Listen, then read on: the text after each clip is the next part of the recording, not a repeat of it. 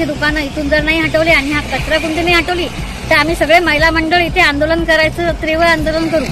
वाडी में कूड़े के ढेर और मटन की दुकानों को हटाने के लिए महिलाओं की पहल। ग्राम पंचायत पर लापरवाही का आरोप। कूड़े की दानी हटाओ नहीं तो विरोध होगा। व्यस्त सड़कों पर लगे कूड़ेदानों से कूड़ा सड़क पर गिरने से ना की दुर्गंधी बल्कि स्वास्थ्य का मुद्दा भी उपस्थित किया गया। आमची मागणी आहे, हे इथलचा कचरा कुंडी आहे ना, ही पण हटवा आणि इथं ऑटो स्टॉप आहे, इथं मुली बाया जेंट्स सर्व काही इथंच थांबतात, त्यामुळे हे दुकानं जे लागले आहे ते हटवा, कारण की उघड्यावर मासाची दुकान आहे आणि या दुकानावर नाही वाटत। ताई मला सांगा तुमच्या इथली मुख्य समस्या काय आहे आणि काय तुमची आता डिमांड राहणार, मागणी राहणार?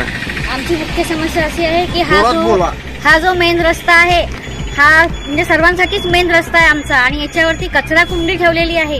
आमची ही कचरा कुंडी इथून हटवण्यात यावी। आणि दुसरी गोष्ट, ह्या रस्त्यावरून साई कॉलनी पासून साई कॉलनीतले 300-400 घरं जातात आणि नंतर हा कोपरा तर तो कोपरा वाडीचा पूर्ण इथून वापरतात, त्याच्यामुळे हिचा आम्हाला कचऱ्याचा खूप त्रास होतोय।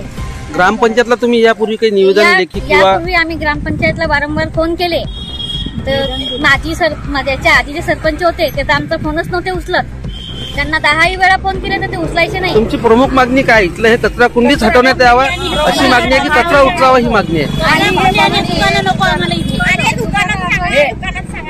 आम्हाला हे त्याच्यानंतर रस्त्याला लागूनच मटणाचे दुकान, मांस मच्छीचे दुकान आहे ते सुद्धा इथून उचलण्यात यावे। याच्याने म्हणजे नागरिकांच्या आरोग्याला घातक आहे हे सगळं।